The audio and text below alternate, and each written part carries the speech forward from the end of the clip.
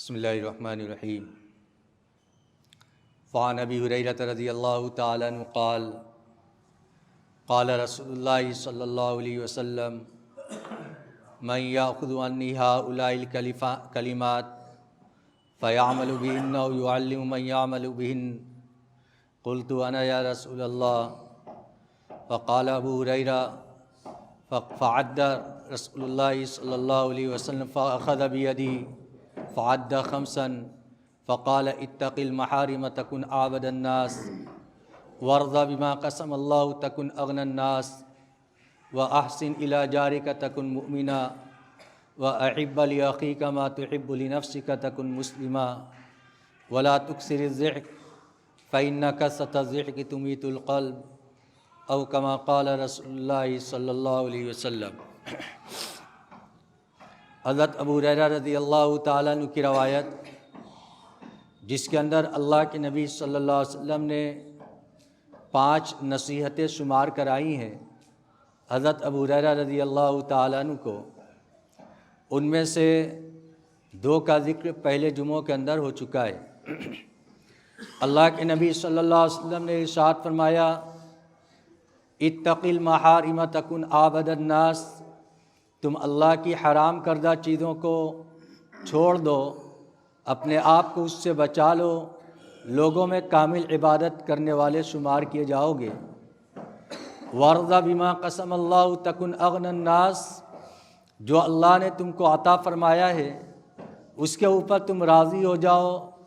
لوگوں میں سب سے بڑے غنی ہو جاؤ گے۔ تیسری چیز ارشاد فرمائی وَأَحْسِنْ إِلَىٰ جَارِكَ تَكُنْ مُؤْمِنًا، اور تم اپنے پڑوسی کے ساتھ اچھا سلوک کرو، تم کامل ایمان والے ہو جاؤ گے۔ پڑوسیوں کے ساتھ اچھا سلوک کرنے کا قرآن پاک کے اندر بھی حکم آیا ہے، اور اسلام کی تعلیمات میں یہ ایک انتہائی اہم تعلیم ہے۔ پڑوسیوں کے ساتھ اچھا سلوک کرنا یہ اسلامی تعلیمات میں سے ایک ایسی تعلیم ہے جس کے ذریعے سے آدمی پرامن، چین و سکون جس کی انسان کو تلاش ہوتی ہے، ویسا محلہ اور ویسا معاشرہ اس کو مل سکتا ہے اگر وہ اس اسلامی تعلیمات کے اوپر عمل کرے۔ قرآن پاک کے اندر اللہ رب العزت نے ارشاد فرمایا وَاعْبُدُوا اللَّهَ وَلَا تُشْرِكُوا بِهِ شَيْئًا، تم اللہ کی عبادت کرو، ایک اللہ کی بندگی کرو، اس کے ساتھ کسی کو شریک مت کرو۔ وَبِالْوَالِدَيْنِ إِحْسَانًا، اور والدین کے ساتھ اس نے سلوک کرو، اور رشتہ داروں کے ساتھ اس نے سلوک کرو۔ اور پھر اس کے بعد پڑوسیوں کا تذکرہ کیا گیا وَالْجَارِ ذِي الْقُرْبَى وَالْجَارِ الْجُنُبِ وَالصَّاحِبِ بِالْجَنبِ، 3 طرح کے پڑوسیوں کا تذکرہ قرآن پاک کے اندر کیا گیا کہ پڑوسی 3 طرح کے ہوتے ہیں۔ ایک وہ پڑوسی ہے جو ہمارا رشتہ دار ہے، وَالْجَارِ ذِي الْقُرْبَى، اور پڑوسی کے ساتھ اس نے سلوک کرو جو رشتہ دار ہو۔ دوسرا وہ پڑوسی جو ہمارے پڑوس میں رہنے والا ہو، اس سے صرف پڑوس کا تعلق ہو، چاہے وہ مسلمان ہو یا مسلمان نہ ہو، ایسے پڑوسی کے ساتھ بھی اس نے سلوک کرنے کا حکم دیا گیا۔ وَالصَّاحِبِ بِالْجَنبِ، اور تیسرا وہ پڑوسی جو ہمارے پاس بیٹھ گیا ہو، مثلا سفر کر رہا ہے آدمی، ٹرین کے اندر ہے یا اس کے علاوہ بس کے اندر ہے یا کہیں پر بیٹھا ہوا ہے، اس کے پڑوس میں کوئی ایک آدمی آ کر بیٹھ جاتا ہے، بغل کا ساتھی ہے، اس کے ساتھ بھی قرآن پاک کے اندر اللہ رب العزت نے احسان کرنے کا یعنی اچھا سلوک کرنے کا حکم فرمایا ہے، جس سے معلوم ہوتا ہے کہ پڑوسیوں کی کتنی اہمیت اور ان کے ساتھ اس سے سلوک کرنے کی کتنی تاکید قرآن اور احادیث کے اندر ذکر کی گئی ہے۔ اللہ کے نبی صلی اللہ علیہ وسلم نے ارشاد فرمایا فواللہ لا یؤمن، فواللہ لا یؤمن، فواللہ لا یؤمن، خدا کی قسم وہ شخص ایمان والا نہیں، خدا کی قسم وہ شخص ایمان والا نہیں، خدا کی قسم وہ شخص ایمان والا نہیں۔ صحابہ کرام رضوان اللہ علیہم اجمعین نے پوچھا کہ کون شخص ہے جس کے بارے میں آپ 3 مرتبہ قسم کھا کر ارشاد فرماتے ہیں کہ وہ ایمان والا نہیں ہے؟ تو حضرت نبی اکرم صلی اللہ علیہ وسلم نے ارشاد فرمایا کہ وہ شخص من لا یأمن جارہ بوائقہ، وہ شخص جس کا پڑوسی اس کی اذیت سے محفوظ نہ ہو، وہ شخص ایمان والا نہیں ہو سکتا۔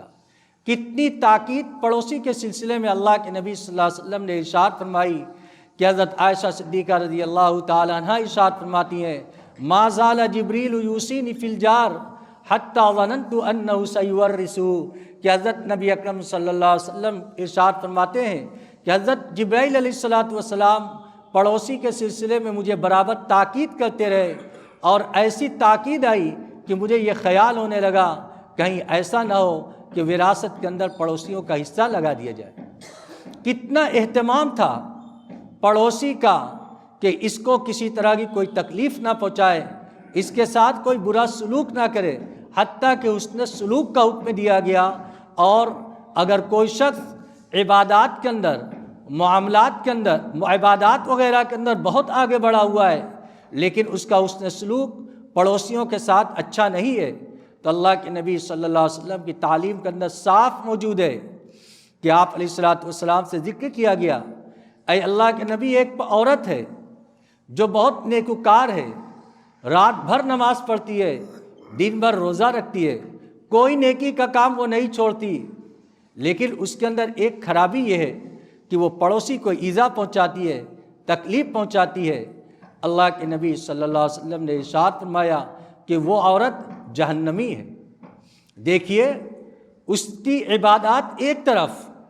اس کے اعمال ایک طرف، لیکن دوسری طرف جو پڑوسی کو تکلیف پہنچا رہی ہے،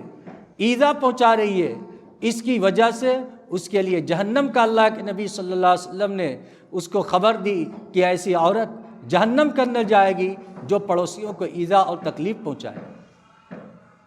اس لیے آج ہمارے پڑوس میں رہنے والے لوگ ہوتے ہیں، ہمارا ان کے ساتھ کیا برتاؤ ہے، کیا سلوک ہے، ہم ان کے ساتھ کیسا سلوک، کیسا رویہ پیش کرتے ہیں، ہمیں خود جائزہ لینے کی ضرورت ہے۔ آج ہمارا پڑوسی ہم سے محفوظ نہیں ہے، حالانکہ پڑوس کے اللہ کے نبی صلی اللہ علیہ وسلم نے پڑوسی کے حقوق ارشاد فرمائے، احادیث کے اندر اتنی اہمیت ذکر فرمائی ہے، فضیلت بھی ذکر فرمائی، اور جو اس کے حقوق کی رعایت نہ کرے اس کے بارے میں وعید بھی ذکر فرمائی۔ اس کے علاوہ پڑوسی کے حقوق کو بھی ذکر فرمایا، لیکن آج ہمارا اس سلسلے میں کتنا عمل ہے؟ عملی طور سے ہمیں اس کا جائزہ لینے کی ضرورت ہے۔ آج جو بھی ملے گا اپنے پڑوسی کی شکایت کرے گا کہ وہ ہمیں یہ تکلیف پہنچاتا ہے، وہ ہمیں یہ تکلیف پہنچاتا ہے، اس کی وجہ سے ہماری ہوا روشنی رک گئی، اس کی وجہ سے ہمارا یہ نقصان ہو گیا، اس کی وجہ سے ہمارا یہ نقصان ہو گیا۔ آج پڑوسی کے حقوق کی ادائیگی نہ کرنے کی وجہ سے، حق تلفی کرنے کی وجہ سے آج پڑوسی کو پڑوسی ایذا پہنچا رہا ہے، پڑوسی کو پڑوسی تکلیف پہنچا رہا ہے۔ یہ اس کے ایمان کے اندر نقص کی نشانی ہے اور اس کے کامل ایمان والا نہ ہونے کی نشانی ہے۔ ایک مسلمان جو ایمان والا ہے وہ اپنے پڑوسی کو تکلیف نہیں پہنچا سکتا، وہ تو اپنے پڑوسی کے ساتھ اچھا سلوک کرتا ہے۔ اگر وہ کوئی تکلیف پہنچاتا ہے تو اس کی تکلیف کے اوپر وہ صبر کرتا ہے، اور خود سے معاملہ یہ ہوتا ہے کہ وہ اس کے ساتھ اس کے بدلے میں اچھا سلوک کرتا ہے۔ اگر وہ صاحب استطاعت نہیں ہے تو اس کی ضرورت کو پوری کرتا ہے، اور ایسے طریقے سے پوری کرتا ہے کہ کسی کو اس کا احساس بھی نہیں ہوتا کہ یہ شخص اپنے پڑوسی کی ضرورت کو پوری کر رہا ہے، یہ پڑوسیوں کے حقوق کے اندر داخل ہے۔ آخر حضرت امام اعظم ابو حنیفہ رحمۃ اللہ علیہ کا جو واقعہ مشہور ہے کہ ان کے پڑوس کے اندر ایک یہودی رہتا تھا، ایک نوجوان جو رات بھر نشہ کے اندر پڑا رہتا تھا اور اشعار گایا کرتا تھا، اذاعونی و ای فتن اذاعو، کہ ان لوگوں نے ضائع کر دیا، کیسے نوجوان کو انہوں نے ضائع کر دیا ہے، ایسے نوجوان کو ضائع کیا ہے کہ اگر اس نوجوان کی حفاظت کرتے تو وہ نوجوان سرحد کی حفاظت کرتا، دشمنوں سے لڑنے کے کام آتا۔ ایسے نوجوان کو ان لوگوں نے ضائع کر دیا۔ اس نوجوان کا واقعہ یہ ہے کہ ایک مرتبہ وہ کسی وجہ سے جیل کے اندر چلا گیا۔ حضرت امام اعظم ابو حنیفہ رحمۃ اللہ علیہ کو خبر ہوئی کہ وہ نوجوان جیل کے اندر ہے۔ حضرت امام اعظم ابو حنیفہ رحمۃ اللہ علیہ نے اس کو چھڑانے کے لیے گئے اور جو اس کا جرمانہ ہوتا تھا وہ جرمانہ ادا کیا، پھر اس کے بعد اس کو رہائی دلائی اور کہا کہ لوگوں نے تم نے کہا کہ لوگوں نے ضائع کر دیا، ہم نے تم کو ضائع نہیں کیا، اے نوجوان میں نے تم کو چھڑا لیا۔ یہ کون تھا؟ یہ پڑوسی تھا، پریشانی کے اندر مبتلا ہے، مسلمان نہیں ہے، یہودی ہے، لیکن قرآن پاک کے اندر صاف حکم ہے کہ جو بھی پڑوسی ہو، چاہے وہ مسلم ہو یا غیر مسلم ہو، اس کے ساتھ اچھا سلوک کرنے کا حکم ہے۔ اس کے اندر مسلمان ہونے کی شرط نہیں ہے۔ اگر پڑوسی رشتہ دار ہے تو اس کے ساتھ اس سے سلوک کرنے کی دو وجہ ہے، ایک تو وہ پڑوس کے اندر رہنے والا ہے اور دوسرا وہ رشتہ دار ہے۔ دوہری بنیاد پر اس کے ساتھ اچھا سلوک کرنے کی ہماری ذمہ داری بنتی ہے۔ اور اگر وہ صرف ہمارے پڑوس میں رہنے والا ہے، رشتہ دار نہیں ہے، تو پڑوس میں ہونے کی بنیاد پر اس کی ذمہ داری ہے کہ ایک مسلمان اس کی دیکھ ریکھ کرے، اس کی نگرانی کرے اور اس کے ساتھ اچھا سلوک کرے۔ اگر اچھا سلوک نہ کر سکے تو کم از کم اتنا تو کرے کہ اپنے کسی عمل سے اپنے پڑوسی کو تکلیف نہ پہنچائے۔ اسی امام اعظم ابو حنیفہ رحمۃ اللہ علیہ کا واقعہ ہے کہ جب وہ یہودی مکان بیچنے کے لیے آیا اور اس شخص نے اپنے مکان کی قیمت 20,000 بتلائی تو لوگوں نے کہا کہ تم نے بہت زیادہ مانگا ہے، اس کی قیمت 10,000 ہے، اس سے زیادہ نہیں ہے۔ اس نے کہا ٹھیک ہے، تم جو کہتے ہو وہی اس کی قیمت ہے، 10,000 سے زیادہ نہیں ہے، لیکن 10,000 اس مکان کی قیمت ہے اور 10,000 امام اعظم ابو حنیفہ رحمۃ اللہ علیہ کے پڑوس کی قیمت ہے۔ تم جانتے ہو کس کے پڑوس کے اندر تم آ رہے ہو، اس کی قیمت 10,000 ہے۔ امام اعظم ابو حنیفہ رحمۃ اللہ علیہ کو اس کی خبر لگی کہ وہ یہودی اس مکان کو بیچ رہا ہے، تو امام صاحب نے اس کو 20,000 روپیہ اس کو دے دیا اور کہا کہ یہ روپیہ بھی رکھو اور تم مکان بھی مت بیچو، تم اپنی ضرورت اس سے پوری کر لو۔ معلوم نہیں تم مکان بیچ کر جاؤ تو پھر جو پڑوسی آئے وہ پڑوسی کیسا ہو، ہمارے ساتھ کیسا سلوک کرے، وہ ہمیں تکلیف پہنچائے یا کیسا ہو، ہم تمہارے جیسا پڑوسی نہیں پا سکتے، لہذا تم پیسہ بھی رکھو اور اس مکان کو بھی فروخت مت کرو۔ کیسے حالات تھے؟ اپنے عمل کے ذریعے سے اسلام کی تعلیم کو پیش کرنا کہ ہمارا اسلام ہمیں کیا سکھاتا ہے۔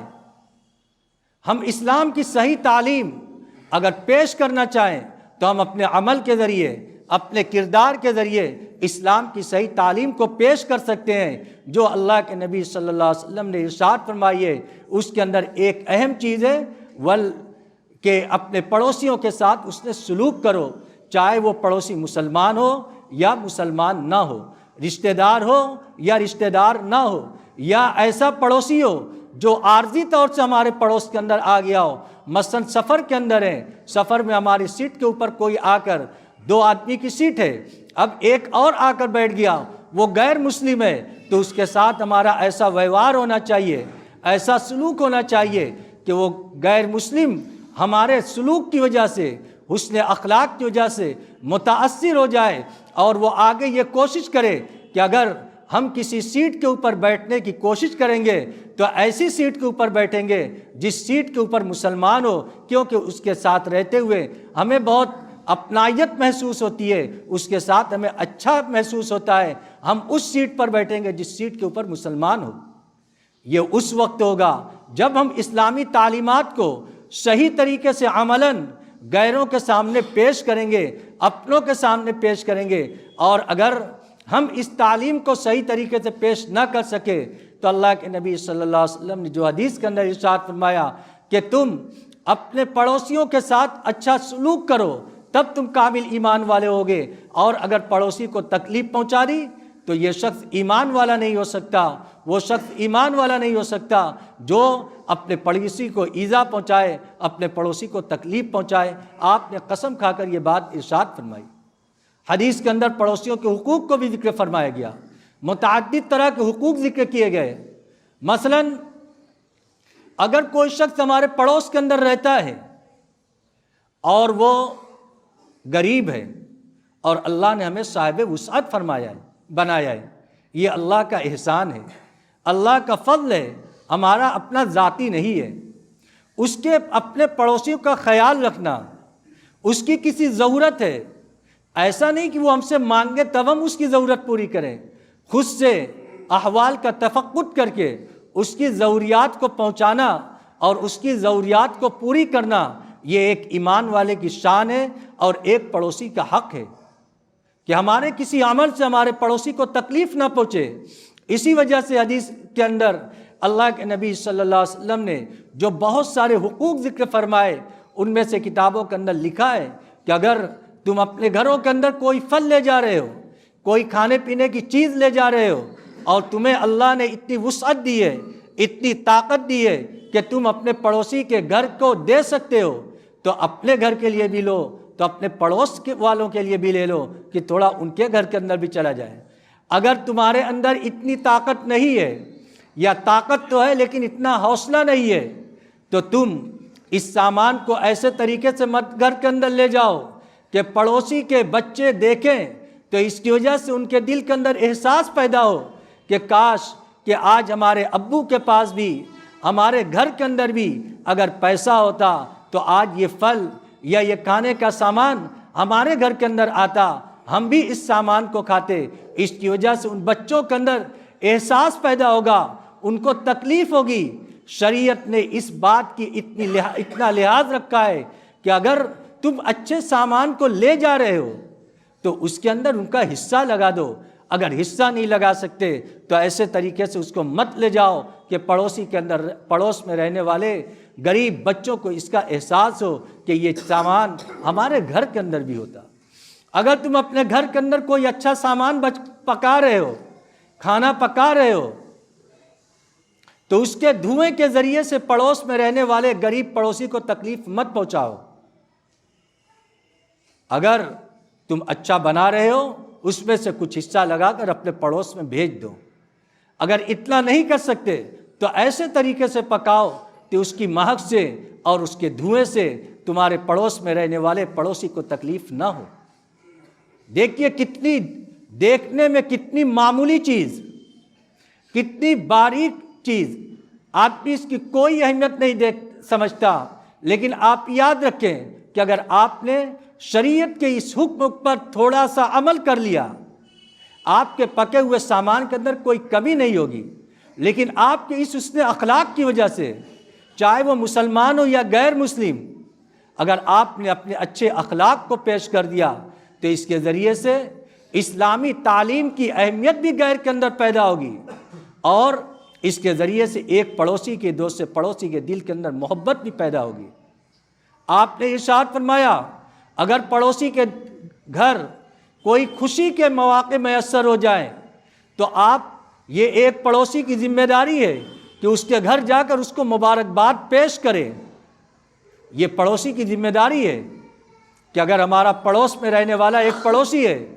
اس کے یہاں کوئی اولاد پیدا ہو گئی، اس کو مبارکباد پیش کریں۔ اس کے گھر کوئی خوشی کی تقریب ہے، اس کے اندر ہم اس کو مبارکباد پیش کریں۔ یہ پڑوسی کی ذمہ داری ہے۔ اس کے علاوہ اگر ہمارا پڑوس میں رہنے والا پڑوسی بیمار پڑ جائے، ہمیں اس سے کوئی مطلب نہیں ہوتا، وہ جی رہا ہے، مر رہا ہے، بیمار ہے، اس کو ہمارے کسی چیز کی ضرورت ہے، صرف آپ گئے، ایک بیمار پڑوسی ہے، شریعت نے یہ ارشاد فرمایا کہ اگر تمہارا پڑوسی بیمار ہو جائے تو تم اس کی عیادت کرو، یہ اس کا حق ہے۔ گئے، اس کے احوال کی تحقیق کی، کیا حال چال ہے، اس کو تھوڑی تسلی دے دی کہ اللہ کی جانب سے یہ بیماری آئی ہے، انشاءاللہ اللہ رب العزت اس بیماری کو دور کر دے گا، یہ گناہوں سے پاکی کا ذریعہ بنے گا، تھوڑی سی تسلی دے دی۔ تو تسلی کے دو الفاظ آدمی کے لیے بہت پرسکون ہوتے ہیں۔ اس کی وجہ سے آدمی کو بہت اس کی طبیعت کے اندر اس کو اچھا محسوس ہونے لگتا ہے۔ ایک آدمی کسی ڈاکٹر کے پاس جاتا ہے، ڈاکٹر دیکھتا ہے، صرف اچھے طریقے سے اس سے بول دیتا ہے تو فوراً مریض کہتا ہے کہ ڈاکٹر کو دکھلانے کے بعد آدھا مرض تو میرا دور ہو گیا، بغیر دوا کھائے آدھا مرض دور ہو گیا۔ آپ پڑوسی کے پاس جائیں گے، وہ بیمار ہے، اس سے 2 جملے اچھے بول دیں گے، اس کی وجہ سے اس کی بیماری اس کو افاقہ محسوس ہونے لگے گا، اور یہ اس کا حق ہے۔ اس کے گھر اگر غمی ہو جائے تو یہ آپ کی ذمہ داری ہے کہ اس کے گھر جائیں، اس کی تعزیت کریں، اور اس تعزیت کے، اس غمی کے دکھ اور اس دکھ کی گھڑی کے اندر اگر وہ غریب ہے تو آپ نے اس سے صرف یہ کہہ دیا، دیکھو تجہیز و تکفین کے لیے پریشان ہونے کی ضرورت نہیں، میں یہ منگوا دیتا ہوں، وہ منگوا دیتا ہوں، قبر کی کھدائی کا انتظام کر دیتا ہوں، تم کو پریشان ہونے کی ضرورت نہیں، تم اس وقت دکھ کی گھڑی کے اندر ہو۔ دیکھیے اس کی وجہ سے اس کو کیا احساس ہوگا کہ ہمارا پڑوسی کتنا اچھا ہے۔ اس گھڑی کے اندر جب ہمیں دوسرے کے سامنے ہاتھ پھیلانا پڑتا، اس پڑوسی نے خود ہمارے کام کو اپنے ذمے لے کر ہمارا کام کتنا ہلکا کر دیا۔ دوسری طرف یہ آپ کا حق ہے، اور دوسری طرف اس پڑوسی کا حق ادا کرنے کی وجہ سے اس کے دل کے اندر محبت پیدا ہوگی، اور یہ اس دکھ کی گھڑی کے اندر تھوڑا اس کا دکھ ہلکا ہو جائے گا، اور اس کو احساس پیدا ہوگا کہ ہم اس مصیبت کے اندر اکیلے نہیں ہیں۔ اگرچہ ہمارے رشتہ دار باہر رہتے ہیں، لیکن ہمارے پڑوسی ہمارے رشتہ دار سے بڑھ کر ہیں۔ انہوں نے ہماری اس دکھ کی گھڑی کے اندر سارا کام کیا، تجہیز و تکفین کا کام بھی کیا، قبر کی کھدائی کا مسئلہ بھی حل کر دیا، اور اللہ رب العزت نے ہماری عزت رکھ دی، لاج رکھ دی۔ اب سوچئے یہ تھوڑا تھوڑا معمولی کام ہے جس کو اللہ نے وسعت دی ہے، ان کے لیے کوئی مشکل کام نہیں ہے، تھوڑا بہت لگا دینا، لیکن اس کی وجہ سے ایک پڑوسی کا کتنا بڑا مسئلہ حل ہو رہا ہے، اور یہ ہمارے حقوق کے اندر ہے۔ تو شریعت نے اس کو بہت اہمیت دی ہے۔ اسی وجہ سے ارشاد فرمایا کہ اگر کوئی شخص اپنے ایمان کا کمال چاہتا ہے، وَأَحْسِنْ إِلَىٰ جَارِكَ تَكُنْ مُؤْمِنًا، تم اپنے پڑوسی کے ساتھ اچھا سلوک کرو، کامل ایمان والے ہو جاؤ گے۔ یہ شریعت کی ایک انتہائی اہم تعلیم ہے۔ اگر ہم اس کے اوپر عمل کریں گے تو اس کی وجہ سے ہمارا ایمان بھی کامل ہوگا، اور غیروں کے ساتھ اگر اس تعلیم کو پیش کریں گے تو اسلام کی صحیح تعلیم ان کے سامنے پیش ہوگی۔ اللہ رب العزت ہم سب کو کہنے سننے سے زیادہ عمل کی توفیق عطا فرمائے۔ وآخر دعوانا الحمد للہ رب العالمین۔